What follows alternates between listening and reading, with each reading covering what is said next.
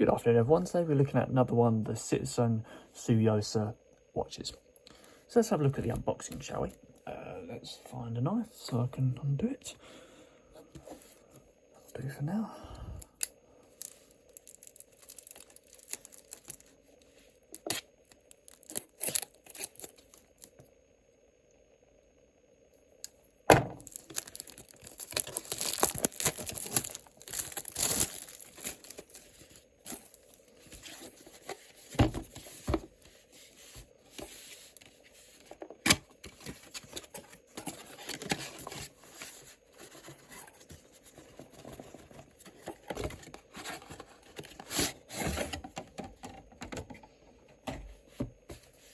It's a very simple sort of black and sort of like ash grey finish Citizen box, really.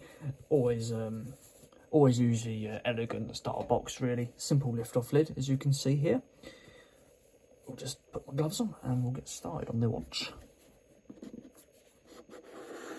Inside it reveals a bit more sort of a display style interior component with obviously a manual and our guarantee card on there as well. That's one side.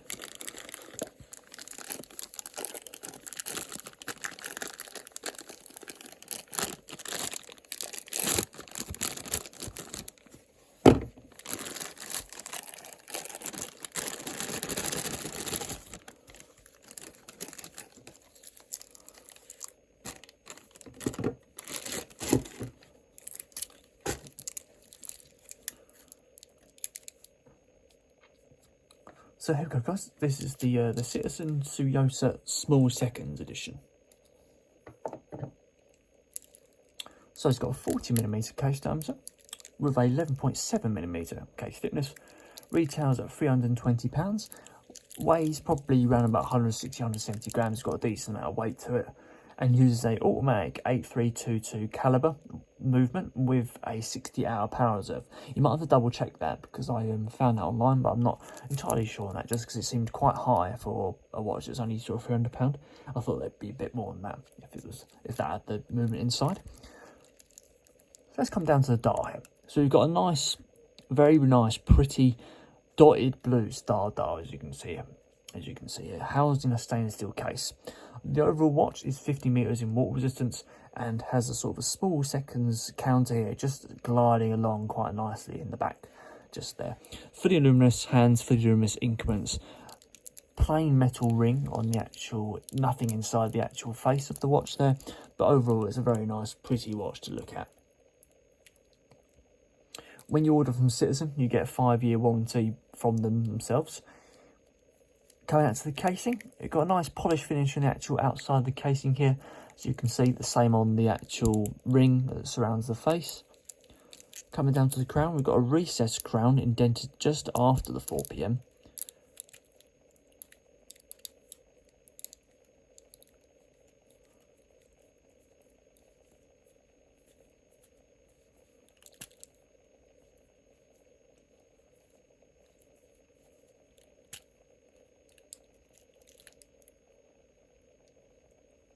There we go. Nice strong movement on the actual hands there.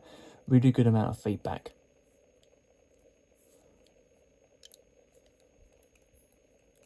Winder feels good as well. It's a little bit sort of fiddly to get to because of the location of the crown. Because you turn it, if you're right-handed, you turn it and your finger ends up in the strap. If it just you can't get as much spin. If it's out here, you can proper spin it, but here you've got to be a bit more sort of delicate. It might be because I've got the sort of gloves on.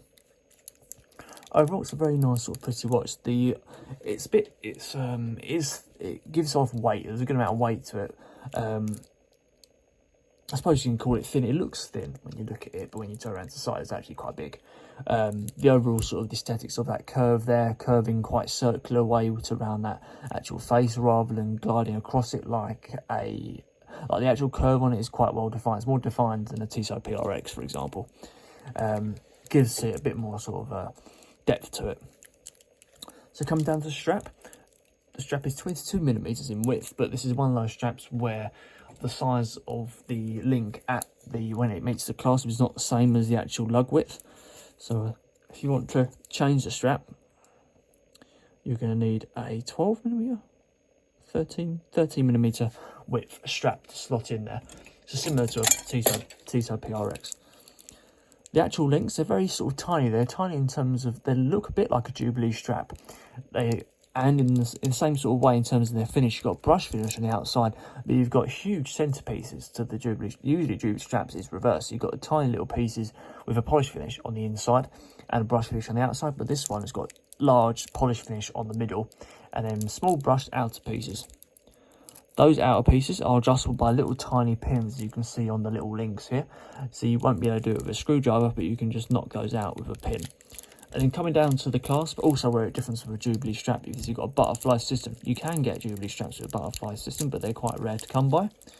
A nice stainless steel interior component, as you can see there, with double push button deployment system, and a very nice well-defined click to push those back into place. The actual back of the strap, the back of the strap itself, does offer a quick release option if you want to quickly chop and change those, which means you might be able to get some from Citizen if you want to. I just never like changing the strap on watches where the lug width isn't the same as the link that meets the clasp, the casing. Look at the case back. You've got a full screw down case back with a skeletal view of that automatic movement in the back there, the 8322 movement.